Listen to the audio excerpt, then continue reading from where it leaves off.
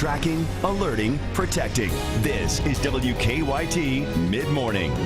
On WKYT this mid-morning, we're getting new details about a house fire in eastern Kentucky. It sent one person to the hospital this morning. Hear from a Kentucky mother who's in jail accused of driving drunk with her 2 kids in the car. And huge come-from-behind win for the UK hoops team. Good morning and welcome. It's Monday at 10 o'clock, and we're delighted you're with us on Mid-Morning. I'm Bill Bryant. And I'm Rebecca Smith, and for Barbara Bailey. Really turning out to be a nice day. It is. I mean, all in all, we had sunshine yesterday, more than we have today, but you're right. It's still okay out there. Let's check in with Micah. He's tracking things for us in our First Alert Weather Center. Yeah, it'll be extremely difficult to get full-blown sunshine today. We have a little bit of energy to the north and northwest of us, and that'll keep us with cloudy skies throughout much of your day. So you can get some peaks, but don't expect anything like what you saw yesterday. Now, temperature-wise, we're actually rising pretty rapidly, even with the cloudy skies.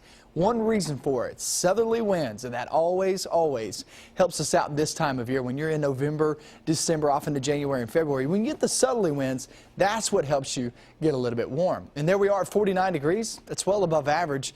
Windy and cool is the call, but then our focus really turns toward the next couple of days. We'll be tracking those chances for snow, and I'll go over those possibilities coming to you in just a few minutes. Okay, we'll see you then, and we thank you. And this morning, one person has been rushed to the hospital after an early morning house fire. Started about 2 o'clock this morning on Katy Street on the outskirts of Pikeville.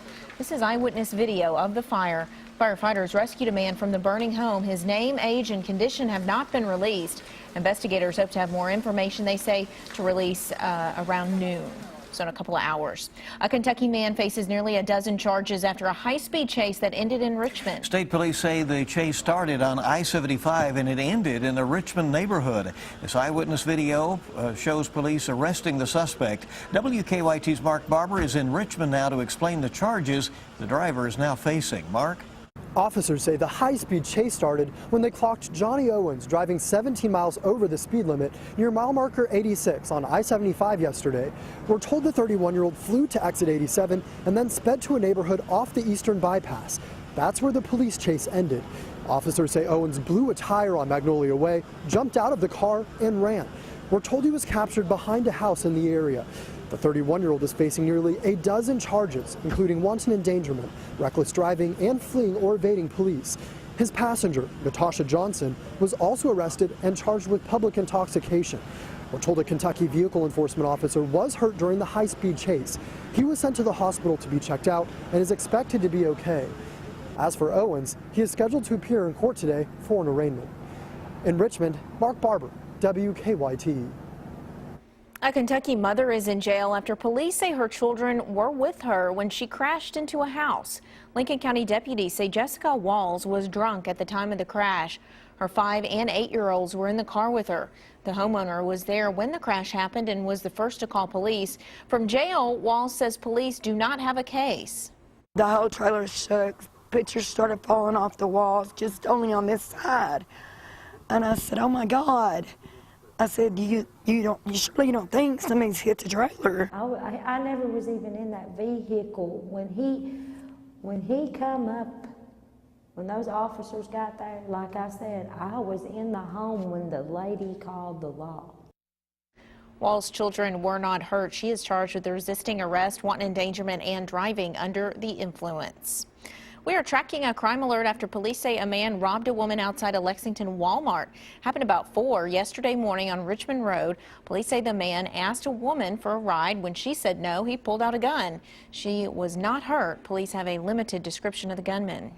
A planned apartment building in downtown Los Angeles has erupted into flames today. The fire started a little after 1 o'clock this morning Pacific time. Flames could be seen from miles away. The fire department had to shut down 2 major freeways that are close to the scene. A spokesperson for the department says firefighters had the near impossible task of trying to keep the fire contained.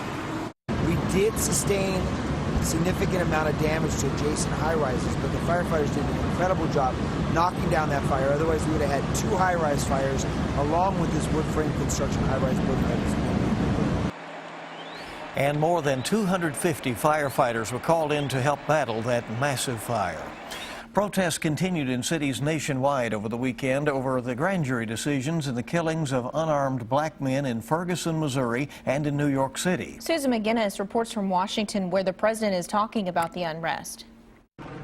Another night of protests in Berkeley, California, Sunday night. Hundreds of demonstrators stood face to face with police in full riot gear and then took to the streets to stop traffic. Protesters turned out in cities across the country over the weekend, venting their anger over grand jury decisions not to indict police officers in the deaths of Michael Brown in Ferguson, Missouri, and Eric Garner in New York. This isn't going to be solved overnight. Talking about the protests in an interview with BET, President Obama said racism and bias are deeply rooted in America and that conquering them won't happen overnight. It's going to take some time, and you just have to be steady. On Face the Nation, NAACP President Cornell Williams Brooks says not enough is being done. We have a generation of people, our children, who are being profiled.